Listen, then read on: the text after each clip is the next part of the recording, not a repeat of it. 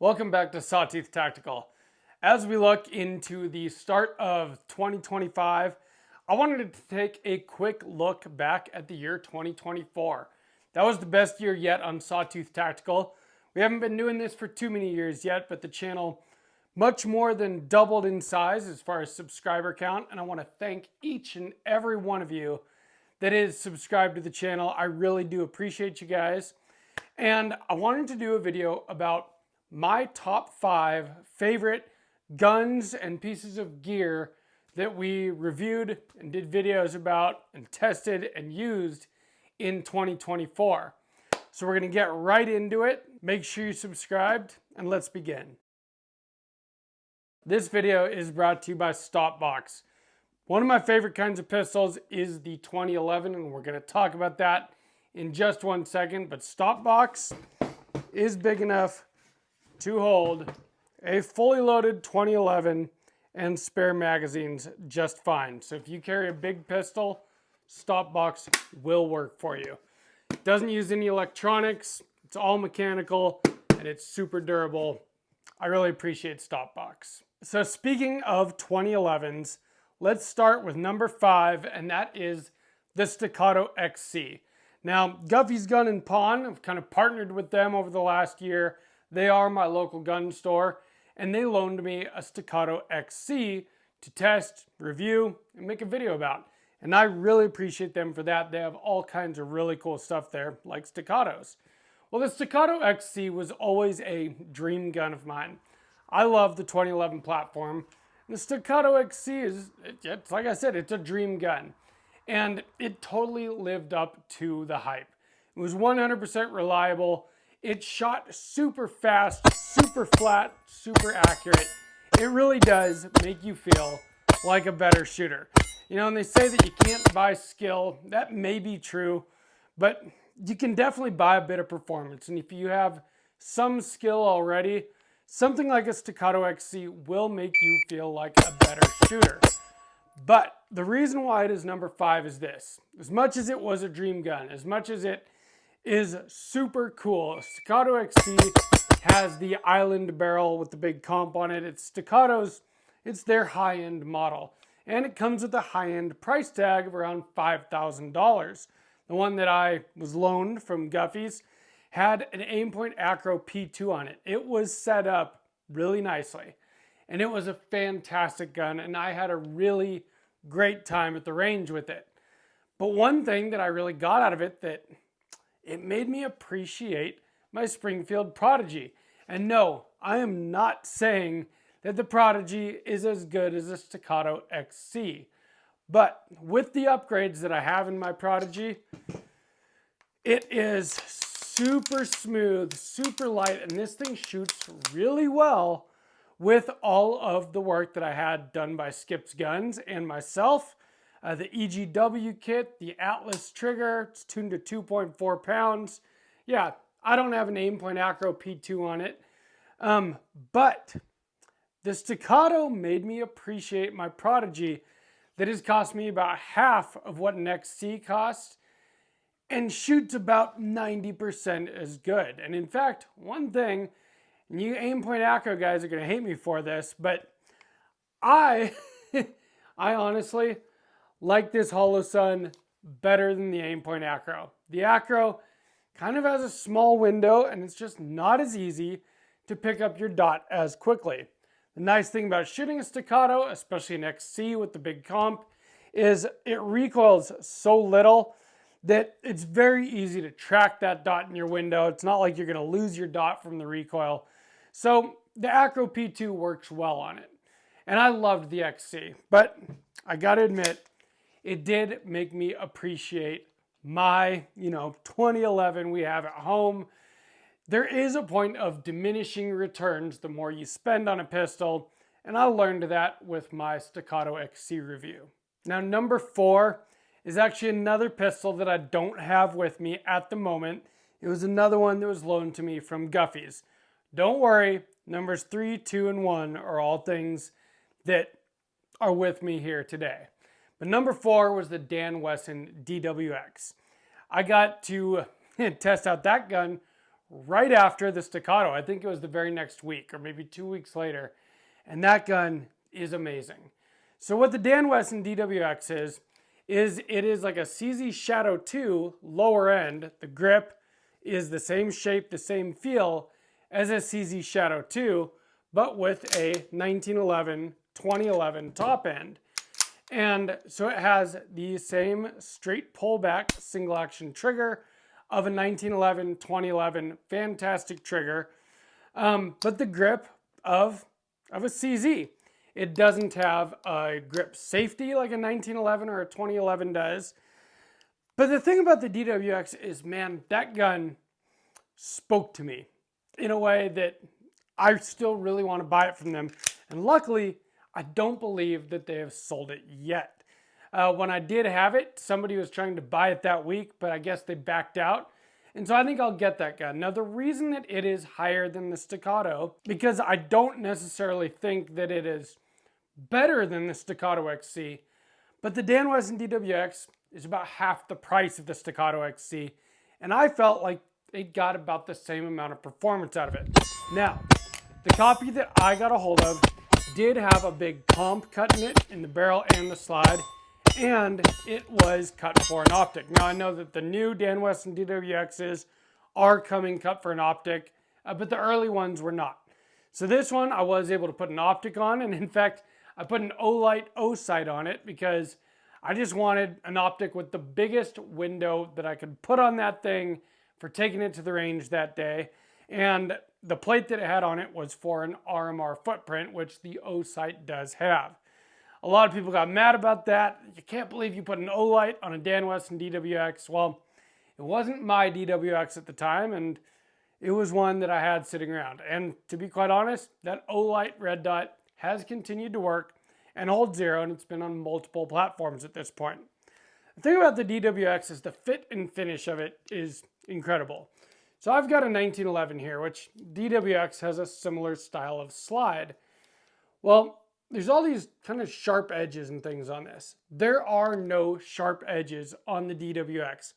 Everything is blended and smoothed perfectly, and the gun just shot amazing. I felt really confident in my abilities with that gun, and I just really, really enjoyed shooting it. And I just think that it looks absolutely gorgeous. And so I do believe that after I'm done paying for number one on this list, which we'll get to in a minute, that my next purchase, as long as they still have it at Guffey's, will be that Dan Wesson DWX. If you haven't had a chance to try that or look at it, it is an amazing pistol. Number three is actually two items. It is the Otter Creek Labs Polonium line of suppressors. Now first, I got the Polonium 556K. I got this gun before I'd even put together the Mark 18. I got it really for this 14.5 inch, this green, the Dream rifle build. And the only reason that rifle isn't on this list is because, well, I built that gun in 2023, not 2024. But it is a fantastic rifle. I got this suppressor specifically to finish off that build. But so I had pinned and welded an ASR, Silencer Co. ASR 3-prong flash hider on my 14.5 inch build. So I got the Otter Creek Labs Polonium K, and I got the Silencer Co. Bravo mount. Well, I like this suppressor so much that all of my 5.56 ARs now have ASR muzzle devices, and I only run all of them suppressed with this Polonium K now. This suppressor, for the price, gives you a lot of performance. I've tested a lot of suppressors over the last few years, and for the size and the price of the Polonium K, you really can't go wrong. Now, it is a traditional baffle stack can, so it is not flow through, it is not low back pressure. Every one of my 5.56 guns I run with the Geisley Super 42 buffer system now, with an H2 buffer in my 16 inch and my 14.5 inch, and an H3 in the Mark 18 and the 11.5 inch. This thing will gas you out, but if you run the right buffer system, it reduces that quite a bit. And the sound reduction from a suppressor that's like $600 and is not really all that long. There's a reason why I got a K suppressor, is really good. Now, because I liked the Polonium K so much, I bought the Polonium 30 for my 300 blackout here. You can see there is a bit of a difference in size there. The Polonium 30 is a full-size can. It's a lot bigger than the Polonium K. It is 30 cal. You can see that bore there, quite a bit bigger as well. And this suppressor I have on the Reardon system, and I've got a Q Cherry Bomb muzzle device on my 300 blackout. This suppressor made my 300 blackout what I always wanted it to be originally. When I first put this together, I bought the cheapest, smallest suppressor I could because I wanted to keep the overall size of that platform very compact for home defense. Well, I learned a lesson about suppressors. You can't really beat physics, and a suppressor that small just didn't make it all that quiet, even with subsonic ammo. Well, the Polonium 30 does. I could shoot 300 blackout subsonics all day long with this thing with no hearing protection, and it is extremely quiet. And again, a very good price. These OCL Polonium suppressors come in at about half of the cost of what a lot of suppressors are selling for these days, and with a ton of performance. I can't recommend them enough. If you haven't gotten into suppressors yet and you're worried about the cost of them, Otter Creek Labs, the Polonium K and the Polonium 30 really, really impressed me this year. Number 2 is my Mark 18 build. This has quickly become my go-to rifle platform. Now, this is a registered SBR, and in fact, it's a 2-stamp gun because the OCL Polonium K spends more time on this Mark 18 than on any other rifle. And the reason why is because I've been shooting this more than any other rifle. I always wanted a Mark 18, and I finally decided to build one. What made me decide to do it is I got this suppressor, a K can, I put it on my 14.5 inch, and it just made it feel like a really long rifle. Now, don't get me wrong, love this. It is the dream rifle build. But it made me decide I wanted to build something short and high quality, and I did. So I started, of course, with the Daniel Defense Mark 18 upper, but I got the stripped upper, so it comes with the 10.3 inch cold hammer forged barrel, the Riz 2 quad rail, but no charging handle, no bolt carrier group, and I built the rest from there. I really wanted to use the Griffin Armament Mark II ambi lower receiver, and the reason why is because of that right there. Now, I used the ADM UIC ambi lower on my 14.5 inch, and I love the controls on it. Well, Griffin Armament has the same controls in a lower that costs about half as much money, and it looks, like I always say, closer to mil spec. It doesn't have all the fancy machining that the ADM has on it, which is fine. I was going for a Gucci rifle with the 14.5 inch. I wanted a Mark 18 to look like a Mark 18. And so I got a lower that looks relatively standard. It's got more of a flared mag well, and it does have those ambi features, and I absolutely love it. Besides that, I used all my favorite parts. EOTech, Unity riser, I got Daniel Defense fixed iron sights, Modlite OKW with the mod button, and the Arasaka mount and Surefire tail cap. The standard setup I've been putting on everything lately. You know, Radian charging handle, Radian safety, Geisley trigger, and this is the SDE trigger. It is, well, it's amazing. B5 furniture. It's just got everything that I want in a rifle, and even with a suppressor on it, with a 10.3 inch barrel, it is nice and compact. And that was the whole point. And having a nice compact rifle has proven to be very useful for a lot of situations. Unless I'm specifically going out to shoot longer distances, this has been basically my go-to rifle. It's been my rifle for shooting under night vision. It's been my rifle for taking on trips. Because it's just really easy to throw a 10.3 inch in a smaller rifle case than you can put something bigger in. 10.3 is a really nice size. Now, I do understand the limitations ballistically of a shorter barrel with 5.56, but you can overcome some of that with 77 grain OTMs or whatever. For most of my shooting is done on steel targets, and 55 grain does just fine on steel out of the Mark 18. But this thing, I just absolutely love it. I did not expect the Mark 18 to become my favorite rifle, especially after putting a lot of money and time into the 14.5 inch there. And I'm not sure I'd say it's my favorite. Maybe that one is, maybe this one is, but this has been the one I've been shooting the most. And I honestly really love it. A lot of people think that a Mark 18 is extremely gassy, that it's an overgassed rifle, especially when you put a suppressor on it. But again, Geisley Super 42 H3 buffer, yeah, it's a little overgassed, you know, I gotta be honest, but it is not bad. I could shoot this thing very fast, and it doesn't gas me out too bad. The recoil feels very manageable, and it's just a very, very fun rifle. And number one, how could it be anything else? Night vision. This is the Rix Tactical RNV31. Now, Rix Tactical sent this out to me, but they sent it out to me, you know, to test, review, make content, and then at the end of that testing period, I have the choice to either purchase it or send it back. And I liked it enough that I'm buying it. And that is thousands of dollars that I'm investing into this. That is how much I was impressed by it. Now, the thing about the Rix Tactical Night Vision, though, it's Gen 2 Plus, not Gen 3.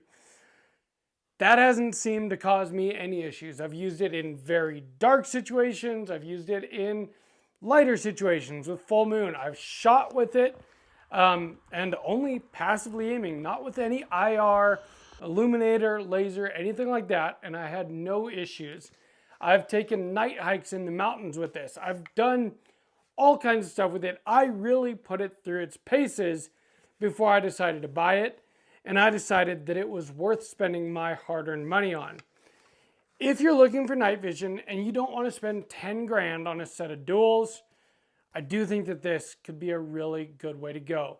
It's got all of the features that you want in night vision. It's articulating.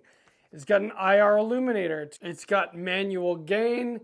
It's white phosphor, dual tubes. It's honestly everything that I was wanting to get in a night vision device but didn't think that I could afford.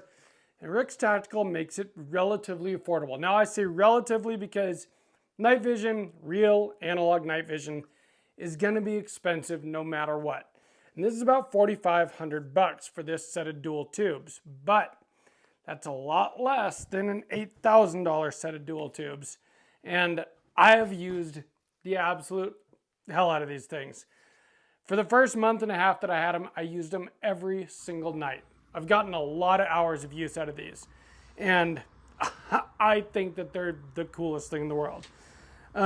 I first started with a cheap helmet that I got off Amazon that did work, but I decided very quickly that it was worth investing in something better. This is an actual ballistic helmet, level 3A from Guard Dog Body Armor, and I am looking into IR laser illuminators now, which I think I'm probably going to have to get a couple of them for different platforms, but one thing at a time. What I will say is this. Night vision is definitely worth looking into. If you are somebody that has a gun collection, well, does it make sense to build one more Gucci rifle or to have a whole new set of capabilities being able to use your gear in the dark? It is dark half the time. That's always been what I've said as to why all my rifles have white lights on them. And white light is cool. And it does, make things so that you can see them in the dark. But not like night vision does, I promise you that. This night vision honestly changed my life. I love it that much. And number one couldn't be anything except for this. Rix Tactical RNV31, dual tube, white phosphor, articulating, manual gain, night vision. This is definitely the coolest thing I got all year. And if you don't have night vision, start budgeting. It is well worth it. So let me know down in the comments, What are your top fives, or even just your favorite thing that you got this year that was gun or gear related? I would love to hear from you guys. Again, like I said, 2024 was our best year yet. Let's make 2025 even better. I just passed 25,000 subscribers in late December. Let's get to 50,000. Let's get to 100,000 in 2025. You can help me with that by subscribing down below, leaving a like, leaving a comment. All that stuff really does help and is greatly appreciated. From Sawtooth Tactical, stay strapped or get clapped.